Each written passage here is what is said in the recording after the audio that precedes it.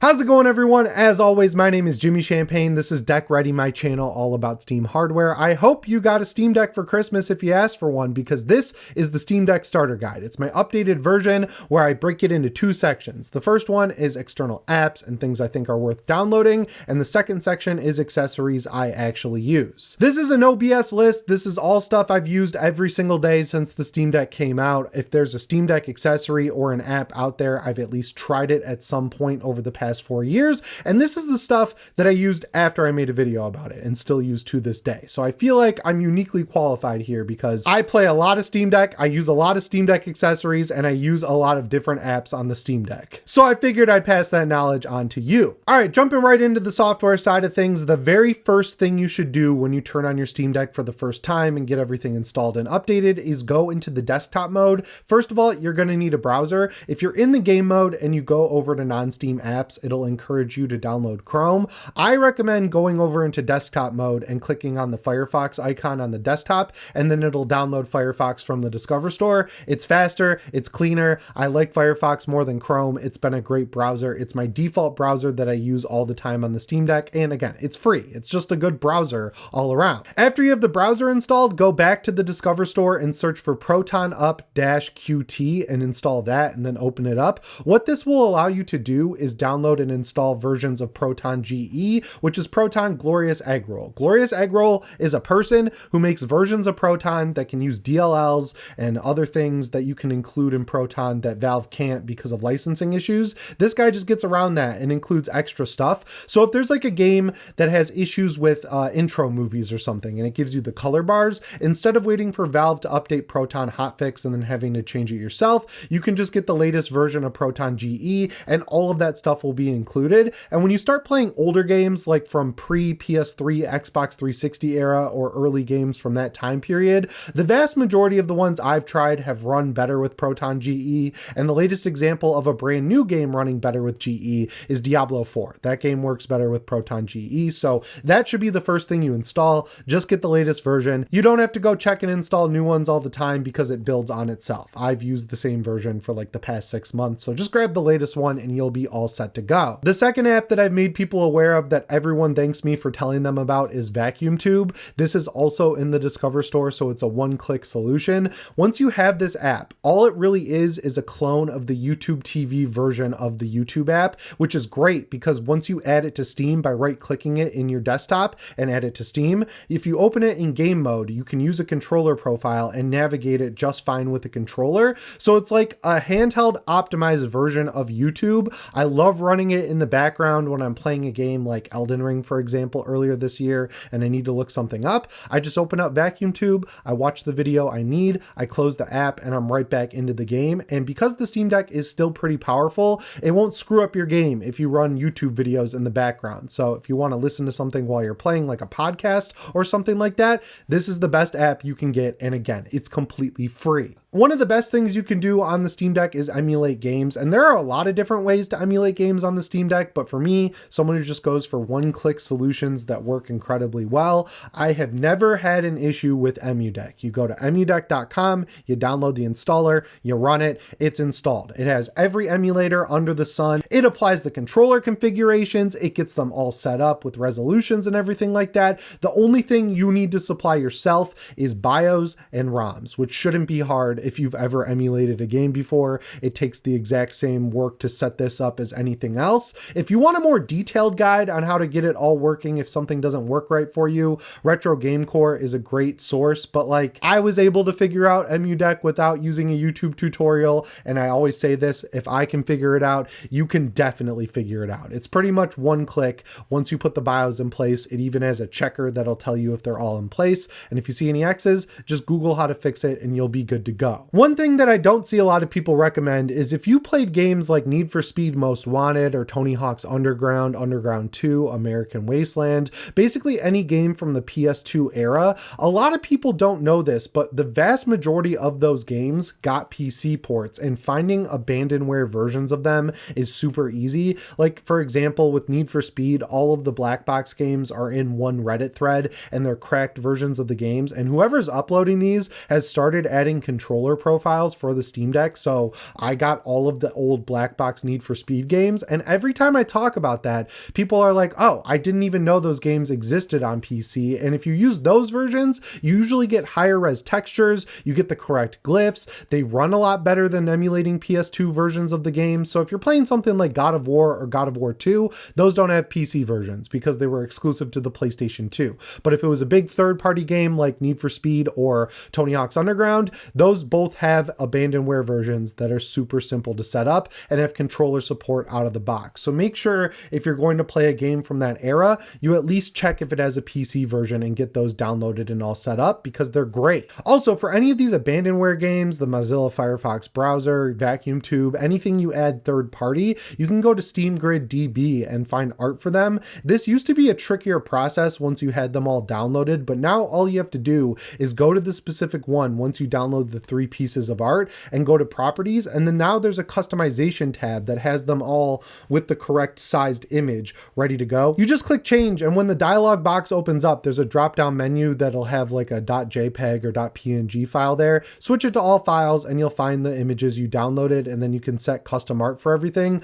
I'm meticulous about this. I do it manually for every game. One thing I'm tentatively recommending for reasons I'll talk about in a minute is lossless scaling. You've definitely heard about this if you've done any Steam Deck Googling. What it does is allow you to add frame generation into games by using DekiLoader, and it's really cool if you're not sensitive to input lag or stuttering, because what it does is it looks at the input frame rate, so like 30 FPS, and it uses AI to create a frame to insert in between the 30 FPS images. So then you'll get to 60 FPS, but by going from 30 to 60, you're basically introducing a full second of input lag, which I really don't like, and it adds in wonky artifacting and things like that. So a lot of people don't notice it, which is why I'm still recommending it. If you're someone who doesn't even know what input lag is, you should probably check this out. It's like $4 or $5 and it's worth installing. If you're not interested in input lag, you know what fake frames are, and you just don't want them on your Steam Deck, you can safely skip over lossless scaling. But if I didn't recommend it in a Steam Deck starter guide, I know that's what every comment would say. I just wanted to tell you guys why I'm not interested in it. I just don't like fake frames and I don't like input lag. And finally, a lot of people don't know this, but there is a native version of Discord for Linux. You can also install it through the Discover Store. And the cool thing is, once you add it to Steam as a non-Steam game,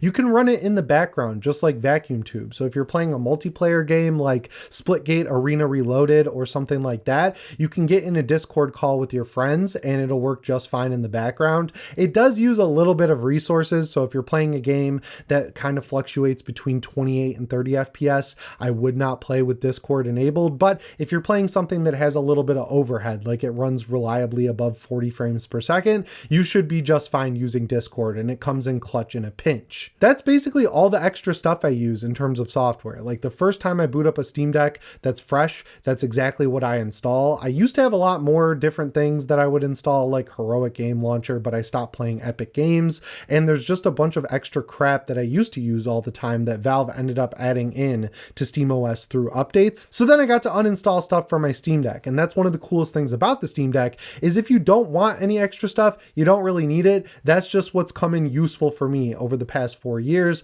I'm sure making YouTube videos has influenced that somehow, but it is overall a relatively short list. But that brings us to the hardware side of things, which means accessories. And again, this is stuff I actually use. It's not necessarily the best, but I've used everything, and this is what I still use after 4 years. The first thing I think everyone should buy is a dock. It makes it easy to do all the stuff I mentioned in the software section if you have a dock with a mouse and keyboard, and docking your Steam Deck is just awesome. It kind of gives you a little bit of a taste of what you're going to experience with the Steam machine in just a few short months. If you're on a budget, you can get pretty much any JSOX dock and you'll be just fine, but I'm that kind of weird person who likes having official stuff. So I've been using the official Steam Deck dock, which retails for like $75. It does come with an extra charger, and the first time you take it out of the box, you've got to plug it into your Steam Deck, plug it into the wall, and it'll download a firmware update. But after you do that firmware update, it should be just fine. This is what I keep at my desk all the time whenever I install abandonware, whenever I need art, whenever I need to do anything on the Steam Deck that needs a full-size monitor, just throw it in the dock, throw in that USB cord, we're good to go. I like the official Steam Deck one because it fits in that little divot in the free included case, which I think is nice. And also, it's a dock. It doesn't need to be anything crazy, but if you want one that's a little more durable or has some extra ports, go with the JSOX one. It'll it'll be around half the price, and a lot of them don't require you to keep them plugged in. But just know, if you use your Steam Deck docked without a power supply, the battery is not going to last very long because all those extra accessories draw power from it. So you may as well just keep it plugged into an extra charger when you're using it at any given time. You can also use the Steam Deck dock as a stand if you're playing at Starbucks or on a plane. You can put it on the tray table or something like that, which I have done before. And in that scenario, it's always good to have a controller.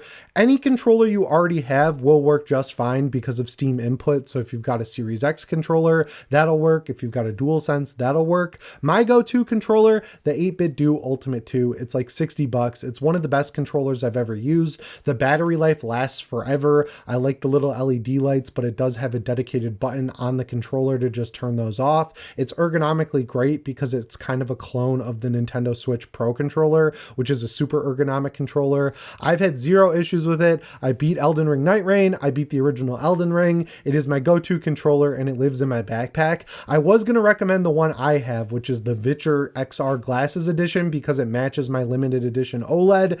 A, they don't sell that OLED anymore, and B, they don't sell that controller anymore. So just get an 8BitDo Ultimate 2 controller in any color variety you want. And it also is great because it comes with a charging dock that has a built-in USB receiver, so you can take that out, plug it into a PC, and it'll work on anything you throw it at. It's just all around a great controller, but if you want to save some money, any controller you already have is going to work. It's also great to have a good pair of headphones. I know some people like over-ear headphones. I know some people like wired headphones. My go-to headphones for any gaming device, and I use them for music from time to time, is the Arctis Game Buds. They are immaculate. They come with a USB-C dongle that fits into the USB-C port of the Steam Deck. That makes them have fully latency-free wireless audio that sounds amazing. I think they're normally like $200, but I've seen them go as low as like $80 or $90. If you buy the Xbox ones that are a lot cheaper, they will work just fine with the Steam Deck. The PlayStation Edition are white, but those are more expensive. And they also can switch between Bluetooth and 2.4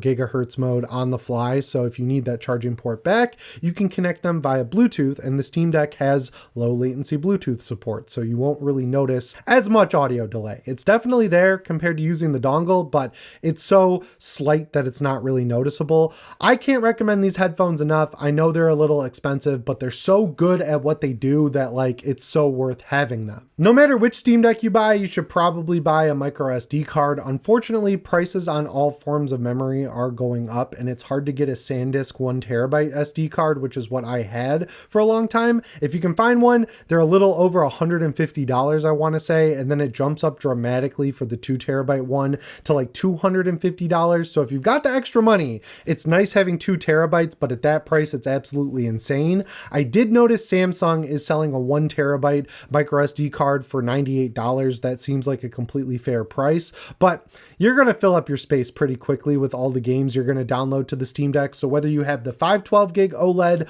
or the 1TB one, the second thing you should invest in after a dock is 100% a micro SD card. And the cool thing is it's really worth having one if you plan on picking up a Steam machine, because you can hot swap the micro SD cards. Between that, the Steam Deck, and the Steam frame, it'll load in your entire Steam library. And a lot of people act like the loading times are dramatically worse on the micro SD card.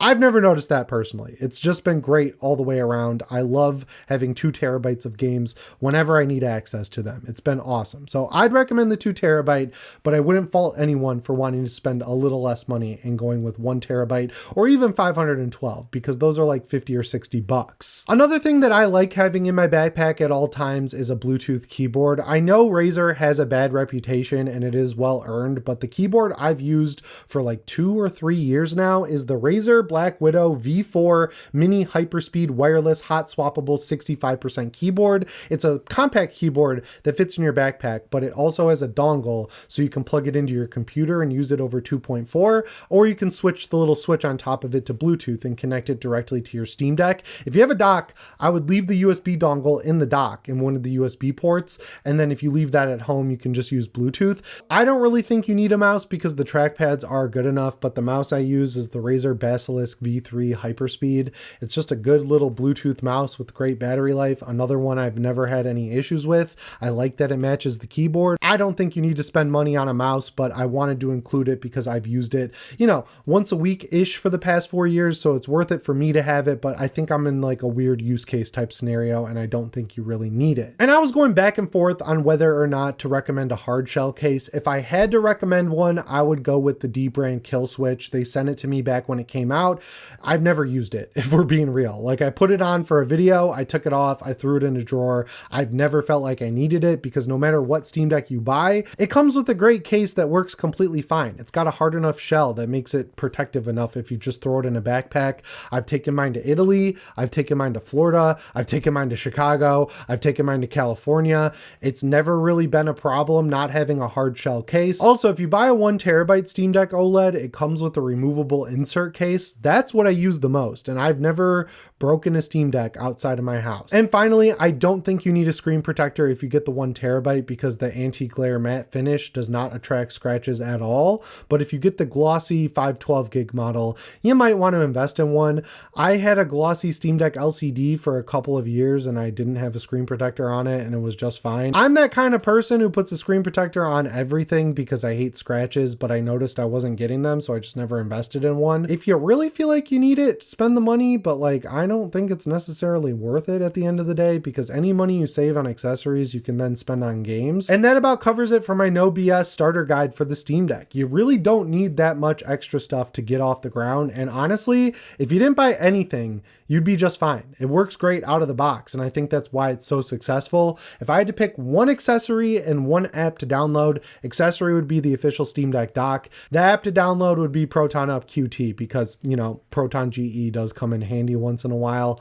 I guess the browser, but like, even that you don't really need at the end of the day. It's a pretty capable device right out of the box. I know a lot of people watch the channel who bought Steam Decks when they came out and use them every day, so if there's an accessory you absolutely love or an app you absolutely love, let people know down in the comments below. But as always, guys, my name is Jimmy Champagne. I'll see you in the next one. Thanks for watching and shape on.